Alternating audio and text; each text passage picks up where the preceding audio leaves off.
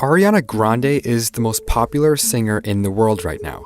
She breaks streaming records every time she drops a song, and her Instagram is at almost 150 million followers, the third biggest on the entire platform. She's famous on a level that can only be occupied by one person at a time. Today I'm going to look at Ariana's musical background, her big break as a TV star, and a list of surprisingly tragic events that have been following her since her rise to superstardom. Let's get into it. Ariana Grande was born in Florida in 1993. Her mother is a businesswoman and her father is a graphic designer. She's been on a path towards fame since she was very young. Ariana started performing and singing when she was in elementary school, and her first big public performance was at just 8 years old when she sang the Star-Spangled Banner for a Florida Panthers game. She also went to private school and acted in various plays with the Fort Lauderdale Children's Theater. In 2008, Ariana was cast in a Broadway musical called 13.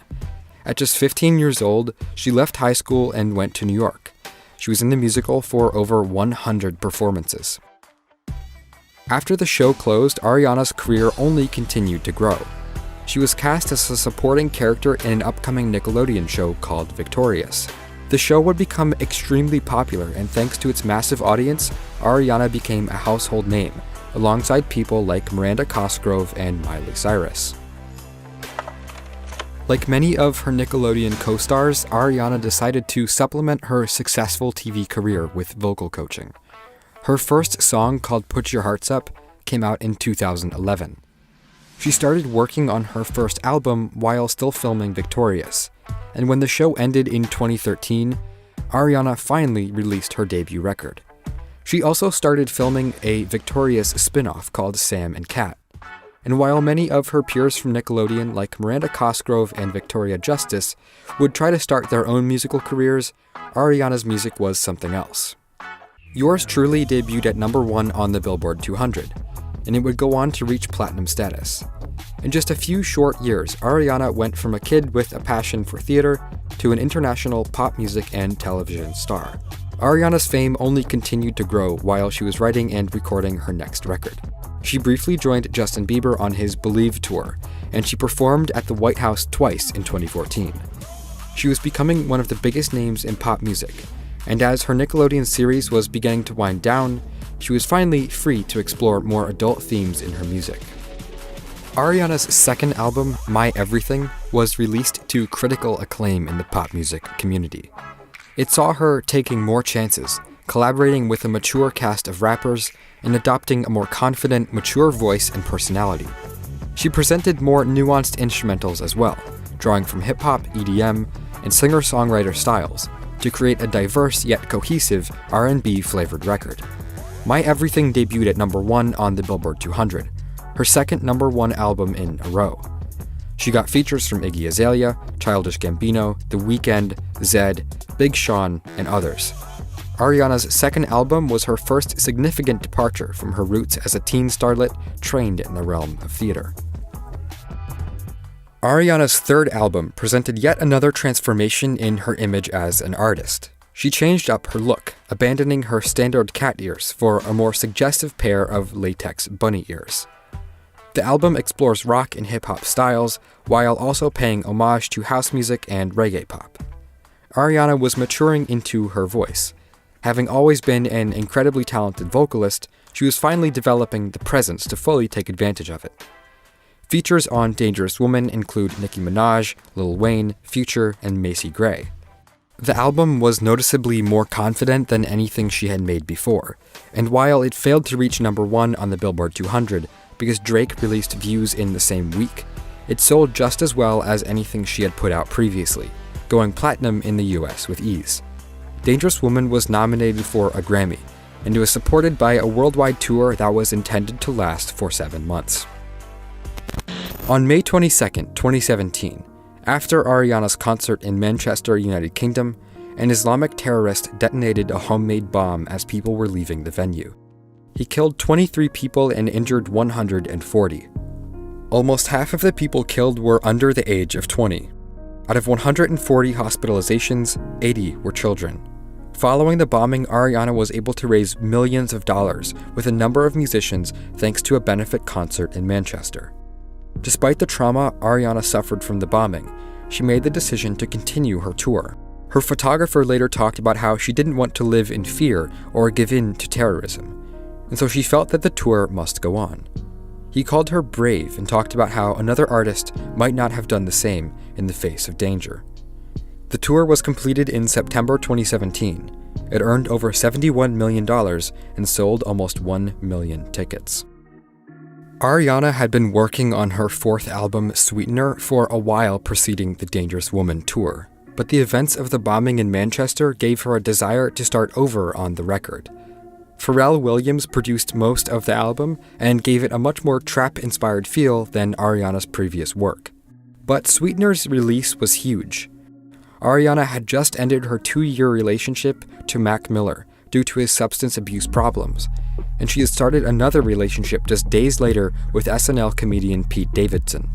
Her relationship with Pete Davidson was heavily publicized, and when they got engaged after just a month of dating, the pop music community went crazy.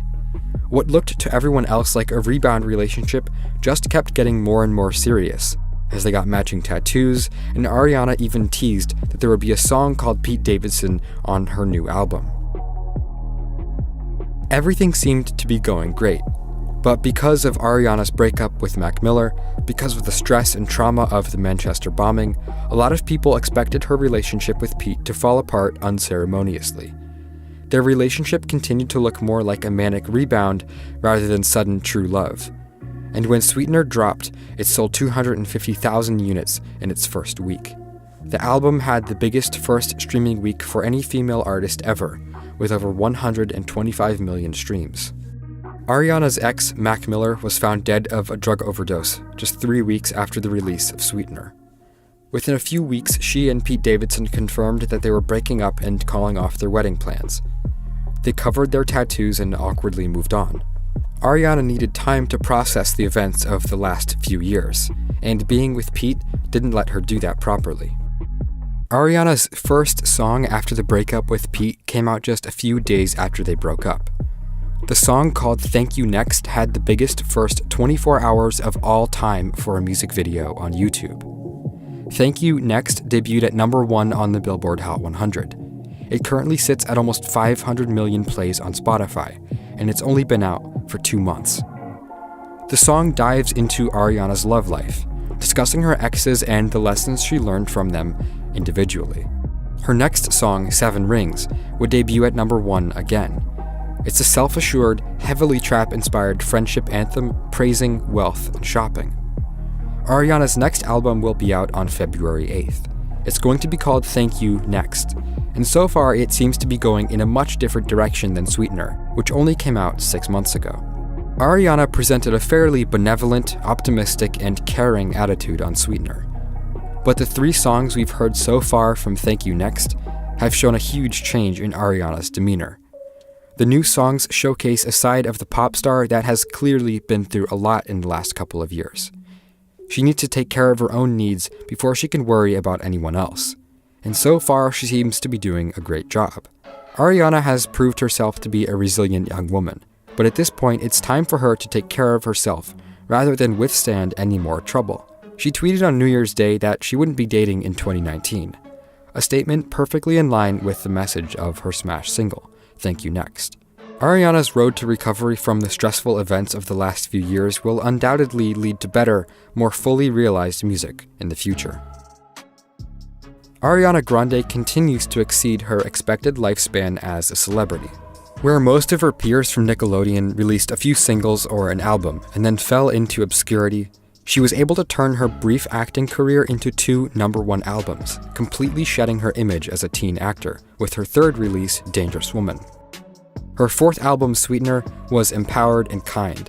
The darker, more jaded version of Ariana that we're about to hear will be interesting to say the least. Ariana's vocals are the absolute best in the industry, and she continues to experiment with her music while keeping it accessible for a mainstream audience. It's not easy to stay relevant as a pop star for over 6 years, let alone still be growing in popularity on the eve of your 5th album. We might know a lot about Ariana's love life, but I have a feeling that the full extent of her talent and creativity is as of yet unrevealed.